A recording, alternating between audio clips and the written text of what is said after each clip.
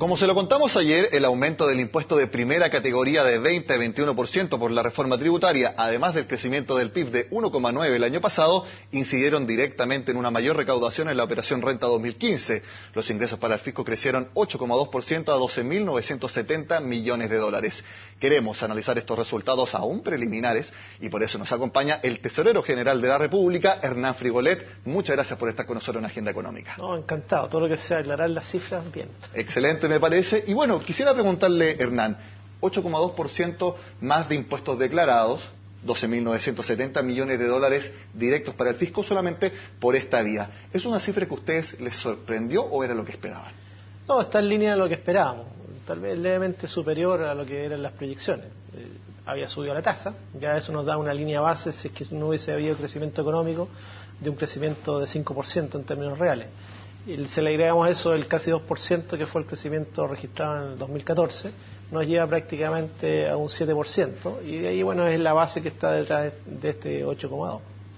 Ahora, ustedes dan, claro, como las dos principales razones para este incremento en la recaudación por esta vía, el subir de 20 a 21% el impuesto de primera categoría por la reforma tributaria y también el crecimiento económico del país. En términos quizás de porcentaje, ¿cuánto pesó uno y otro factor? No, aquí indudablemente el preponderante es el efecto sobre el impuesto de primera categoría del cambio de tasa, que 21 con respecto al 20 es un incremento de 5% en la tasa propiamente tal, y esa es la línea base de recaudación y es lo que está reflejando esta cifra. ¿Y el crecimiento 1,9% es el saldo o hay otros factores que tengamos que ver? No, hay otros factores que también están detrás de esto, que tiene que ver que hay una mayor cantidad de contribuyentes, depende de cuáles son el tipo de empresa, hay algunas que están exentas, otras que no, etcétera.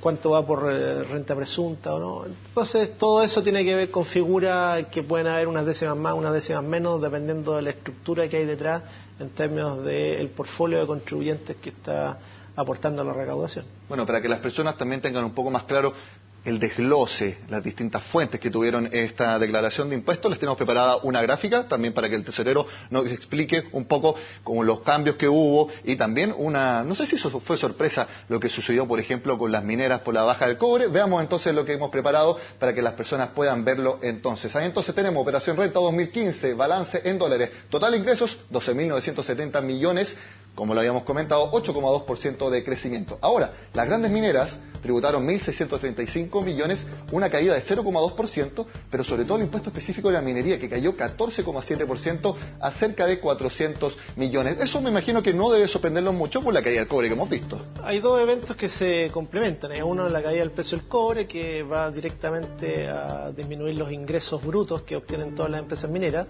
Y segundo, los costos de extracción. En la medida que las leyes se han ido deteriorando, cada vez el costo de extracción es mayor, por lo tanto los márgenes operacionales son más pequeños.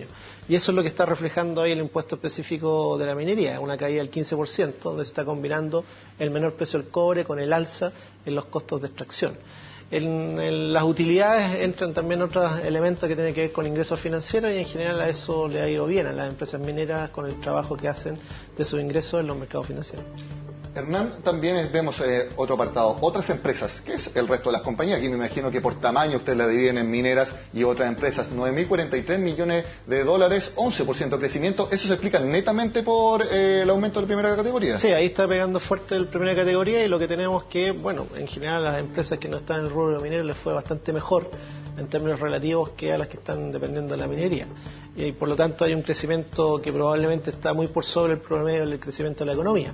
O sea, eso también tenemos que tenerlo presente. Gran parte del anclaje del crecimiento de la economía estuvo explicado en el 2014 al menos por lo que aconteció con el sector minero. Hernán, en el último punto vemos el global complementario, que es básicamente lo que pagan las personas naturales, 828 millones de dólares, aumento de 6,7%. ¿A qué se debe ese aumento? Ese está muy ligado con el que tenemos del 11% de las otras empresas. Ya. Ahí es finalmente la línea base, lo que es el ingreso de las otras empresas en términos de impuestos de primera categoría, es lo que se transfiere después a los impuestos personales en la medida que las utilidades se van repartiendo. Y ahí obviamente el efecto de las tasas marginales es el que está explicando este incremento del global complementario, sobre todo derivado de las rentas empresariales que se distribuyeron. Hernán, se ha hablado mucho en el último tiempo que debido a la desaceleración económica, al mayor gasto fiscal que ha hecho el gobierno en los primeros meses de este año, el déficit fiscal para fines de año sería mayor al que se suponía, que está, si no me falla la memoria, en 1,9% por lo menos en objetivo. Este mayor ingresos fiscales por esta vía puede ayudar en ese sentido a quizás extender este gasto, o bien, si es que ya no se sigue extendiendo, por lo menos que el déficit fiscal no suba como se prevé? Es muy probable que el déficit fiscal se mantenga muy en el entorno de lo que está previsto. Estamos hablando de un déficit fiscal que está cercano al 2%, yo creo que se deberá mantener por ese lado. Estos datos están repercutiendo en que la operación renta puntual en el mes de mayo fue mucho mejor de lo que se anticipaba. Ya hay unos efectos ahí que están pegando. Y por otro lado tenemos un efecto de fiscalización derivado de todos los problemas que han habido con el Grupo Penta, SQM, rectificadores que se están aplicando, etcétera.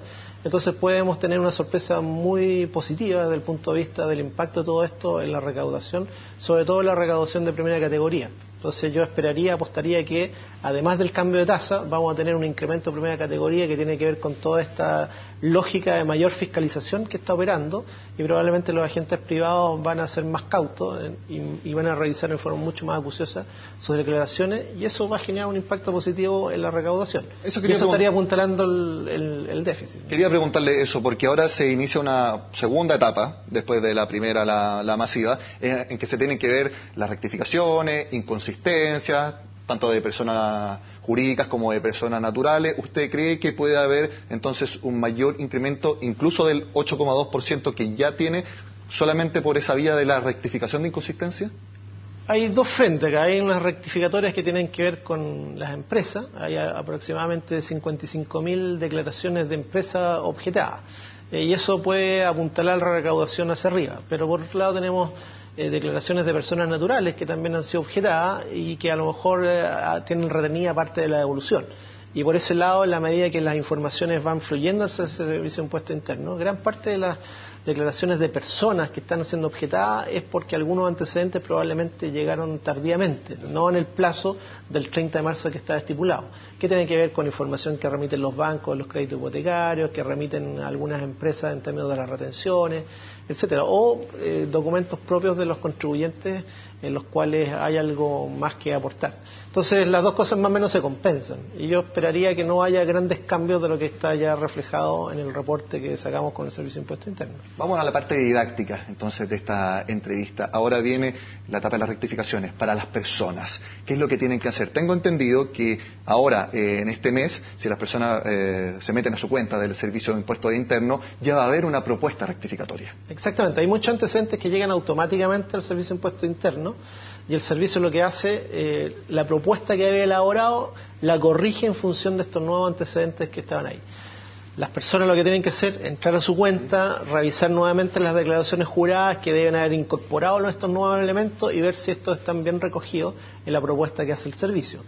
Si de persistir alguna información que no ha sido recogida como declaración jurada que haya llegado posteriormente, siempre el contribuyente tendrá que ir a la fuente, ya sea su banco, ya sea algún empleador, ya sea alguna universidad, alguien a quien le haya emitido alguna boleta, y tratar de que efectivamente esos antecedentes lleguen al servicio durante este mes y entonces hacer una rectificatoria de la declaración que ya hicieron en el mes de abril. Si toda esta rectificatoria, por ejemplo, se soluciona en esta primera instancia, ¿cuándo las personas ya podrían recibir su devolución?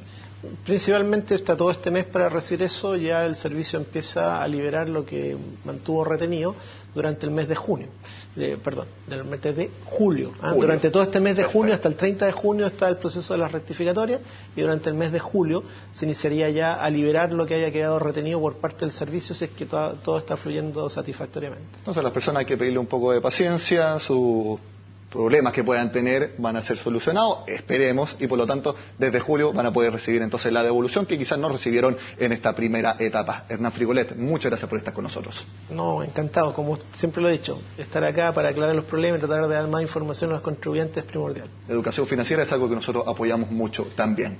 Bueno, y con este análisis del balance de la Operación Renta 2015 terminamos la agenda de este martes. Como siempre, los invito a que sigan con nosotros en CNN Chile.